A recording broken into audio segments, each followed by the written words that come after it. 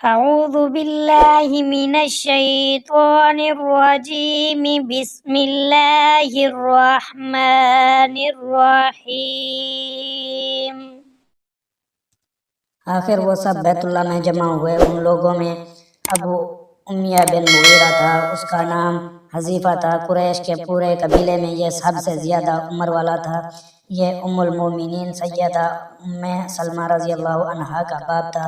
قریش کے انتہائی شریف لوگوں میں سے تھا۔ مسافروں کو سفر سامان اور کھانا وغیرہ دینے کے سلسلے میں بہت مشہور تھا۔ جب کبھی سفر کرتا تو اپنے ساتھیوں کے کھانے پینے کا سامان خود کرتا تھا۔ اس وقت اس شدید جھگڑے کو ختم کرنے کے لیے اس نے ایک حل پیش کیا۔ اس نے سب سے کہا، اے قریش کے لوگوں، اپنا جھگڑا ختم کرنے کے لیے تم یوں کرو کہ حرم کے صفا نامی دروازے سے جو شخص سب سے پہلے داخل ہو اس سے فیصلہ کرا لو۔ وہ تمہارے درمیان جو فیصلہ کرے وہ سب اس کو مان لے۔ یہ تجویز سب نے مان لی۔ آج اس دروازے کو باب اسلام کہا جاتا ہے۔ یہ دروازہ رکن یمانی اور رکن اسود کے درمیانی حصے کے سامنے ہے۔ اللہ کی قدرت کے اس دروازے سے سب سے پہلے حضور نبی کریم صلی اللہ علیہ وسلم تشریف لائے۔ قریش نے جیسے ہی آپ کو دیکھا پکار اٹھے، یہ تو امین ہے، یہ تو محمد ہے، ہم ان پر راضی ہیں۔ اور ان کے ایسا کہنے کی وجہ یہ تھی کہ قریش اپنے آپس کے جھگڑوں کے فیصلے آپ ہی سے کرایا کرتے تھے۔ آپ کسی کی بے جا حمایت نہیں کرتے تھے، نہ بلا وجہ کسی کو مخالفت کرتے تھے۔ پھر ان لوگوں نے اپنے جھگڑے کی تفصیل آپ کو سنائی۔ ساری تفصیل سن کر آپ نے فرمایا، ایک چادر لے آؤ۔ وہ لوگ چادر لے آئے۔ آپ نے اس چادر کو بچھایا اور اپنے دست مبارک سے حجر اسود کو اٹھا کر اس چادر پر رکھ دیا۔ اس کے بعد آپ نے ارشاد فرمایا، ہر قبیلے کے لوگ اس چادر کا ایک ایک کنارہ پکڑ لیں، پھر سب مل کر اس کو اٹھائیں۔ انہوں نے ایسا ہی کیا۔ چادر کو اٹھائے ہوئے وہ اس مقام تک آ گئے جہاں حجر اسود کو رکھنا تھا۔ اس کے بعد نبی اکرم صلی اللہ علیہ وسلم نے حجر اسود کو اٹھا کر اس کی جگہ رکھنا چاہا، لیکن عین اسی وقت ایک نجدی شخص آ گئے، بڑھا اور تیز آواز میں بولا، بڑے تعجب کی بات ہے کہ آپ لوگوں نے ایک کم عمر نوجوان کو اپنا رہنما بنا لیا ہے، اس کی عزت افزائی میں لگ گئے ہو۔ یاد رکھو، یہ شخص سب کو گروہوں میں تقسیم کر دے گا، تم لوگوں کو پارا پارا کر دے گا۔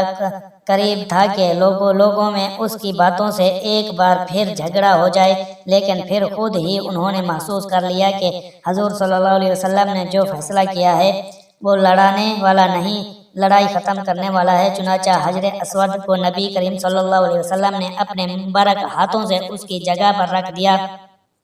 مورخوں نے لکھا ہے، یہ نجدی شخص دراصل ابلیس تھا جو اس موقع پر انسانی شکل میں آیا تھا۔ جب کعبے کی تعمیر مکمل ہو گئی تو قریش نے اپنے بتوں کو پھر سے اس میں سجا دیا۔ کعبے کی یہ تعمیر جو قریش نے کی چوتھی تعمیر تھی۔ سب سے پہلے کعبے کو فرشتوں نے بنایا تھا۔ بعض صحابہ نے فرمایا ہے کہ زمین و آسمان کو پیدا کرنے سے پہلے اللہ تعالیٰ نے عرش پانی کے اوپر تھا۔ جب عرش کو پانی پر ہونے کی وجہ سے حرکت ہوئی تو اس پر یہ کلمہ لکھا گیا، لا الہ الا اللہ محمد رسول اللہ، اللہ تعالیٰ کے سوا کوئی معبود نہیں، محمد اللہ کے رسول ہیں۔ اس کلمے کے لکھے جانے کے بعد عرش ساکن ہو گیا۔ پھر جب اللہ تعالیٰ نے آسمانوں اور زمین کو پیدا کرنے کا ارادہ فرمایا تو اس نے پانی پر ہوا کو بھیجا، اس سے پانی میں موجیں اٹھنے لگیں اور بخارات اٹھنے لگے۔ اللہ تعالیٰ نے ان بخارات یعنی بھاپ سے آسمان کو پیدا فرمایا۔ پھر اللہ تعالیٰ نے کعبے کی جگہ سے پانی کو ہٹا دیا، جگہ خشک ہو گئی۔ چنانچہ یہی بیت اللہ کی جگہ ساری زمین کی اصل ہے اور اس کا مرکز ہے۔ یہی خشکی بڑھتے بڑھتے 7 بر اعظم بن گئی۔ جب زمین زہر ہو گئی تو اس پر پہاڑ قائم کیے گئے۔ زمین پر سب سے پہلا پہاڑ ابو قبیس ہے۔ پھر اللہ تعالیٰ نے فرشتوں کو حکم فرمایا، زمین پر میرے نام کا ایک گھر بناؤ تاکہ آدم کی اولاد اس گھر کے ذریعے میری پناہ مانگے، انسان اس گھر کا طواف کریں۔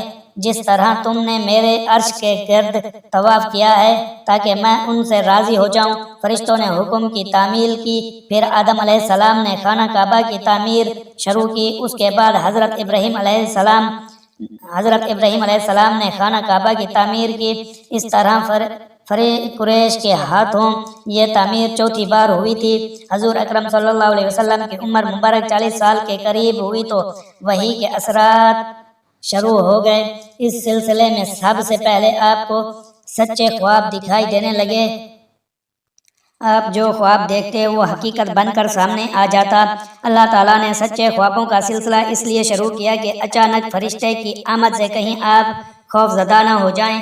ان دنوں ایک بار آپ نے سیدہ خدیجہ رضی اللہ عنہا سے فرمایا، جب میں تنہائی میں جا کر بیٹھتا ہوں تو مجھے آواز سنائی دیتی ہے، کوئی کہتا ہے اے محمد اے محمد۔ ایک بار آپ نے فرمایا، مجھے ایک نور نظر آتا ہے، یہ نور جاگنے کی حالت میں نظر آتا ہے، مجھے ڈر ہے اس کے نتیجے میں کوئی بات نہ پیش آ جائے۔ ایک بار آپ نے یہ بھی فرمایا، اللہ کی قسم مجھے جتنی نفرت ان بتوں سے ہے اتنی کسی اور چیز سے نہیں۔ وحی کے لیے آپ کو ذہنی طور پر تیار کرنے کے لیے اللہ تعالیٰ نے فرشتے اسرافیل کو آپ کا ہمدم بنایا تھا۔ آپ ان کی موجودگی کو محسوس تو کرتے تھے مگر انہیں دیکھ نہیں سکتے تھے۔ اس طرح آپ کو نبوت کی خوشخبریاں دی جاتی رہیں، آپ کو وحی کے لیے تیار کیا جاتا رہا۔ اللہ تعالیٰ نے آپ کے دل میں تنہائی کا شوق پیدا فرما دیا تھا، چنانچہ آپ کو تنہائی عزیز ہو گئی۔ آپ غار حرا میں چلے جاتے اور وہاں وقت گزارتے۔ اس پہاڑ سے آپ کو ایک بار آواز بھی سنائی دی تھی، میری طرف تشریف لائیے اے اللہ کے رسول۔ اس غار میں آپ مسلسل کئی راتیں گزارتے، اللہ کی عبادت کرتے۔ کبھی آپ 3 راتوں تک وہاں ٹھہرے رہتے، کبھی 7 راتوں تک، کبھی پورا مہینہ وہاں گزار دیتے۔ آپ جو کھانا ساتھ لے جاتے تھے جب ختم ہو جاتا تو گھر تشریف لے جاتے۔ ایک کھانا عام طور پر زیتون کا تیل اور خشک روٹی ہوتا تھا، کبھی کھانے میں گوشت بھی ہوتا تھا۔ غار حرا میں قیام کے دوران کچھ لوگ وہاں سے گزرتے اور ان میں کچھ مسکین لوگ ہوتے تو آپ انہیں کھانا کھلاتے۔ غار حرا میں آپ عبادت کس طرح کرتے تھے، روایت میں اس کی وضاحت نہیں ملتی۔ علماء کرام نے اپنا خیال ضرور ظاہر کیا ہے۔ ان میں سے ایک خیال یہ ہے کہ آپ کائنات کی حقیقت پر غور و فکر کرتے تھے اور یہ غور و فکر لوگوں سے الگ رہ کر ہی ہو سکتا تھا۔ پھر آخرکار وہ رات آ گئی جب اللہ تعالیٰ نے آپ کو نبوت اور رسالت عطا فرما دی۔ آپ کی نبوت کے ذریعے اپنے بندوں پر عظیم احسان فرمایا۔ وہ ربیع الاول کا مہینہ تھا اور تاریخ 17 تھی۔ بعض علماء نے یہ لکھا ہے کہ وہ رمضان کا مہینہ تھا کیونکہ قرآن رمضان میں نازل ہونا شروع ہوا تھا۔ 8ویں اور 3 تاریخ بھی روایت میں آئی ہے اور یہ پہلا موقع تھا جب جبرائیل علیہ السلام وحی لے کر آپ کی خدمت میں حاضر ہوئے۔ اس سے پہلے وہ آپ کے پاس نہیں آئے تھے۔ جس صبح جبرائیل علیہ السلام وحی لے کر آئے وہ پیر کی صبح تھی اور پیر کی صبح ہی آپ اس دنیا میں تشریف لائے تھے۔ آپ فرمایا کرتے تھے، پیر کے دن کا روزہ رکھو کیونکہ میں پیر کے دن پیدا ہوا، پیر کے دن ہی مجھے نبوت ملی۔ بہرحال اس بارے میں روایت مختلف ہے۔ یہ بات طے ہے کہ اس وقت آپ کی عمر مبارک کا 40واں سال تھا۔ آپ اس وقت نیند میں تھے کہ جبرائیل علیہ السلام تشریف لے آئے۔ ان کے ہاتھ میں ایک ریشمی کپڑا تھا اور اس کپڑے میں ایک کتاب تھی۔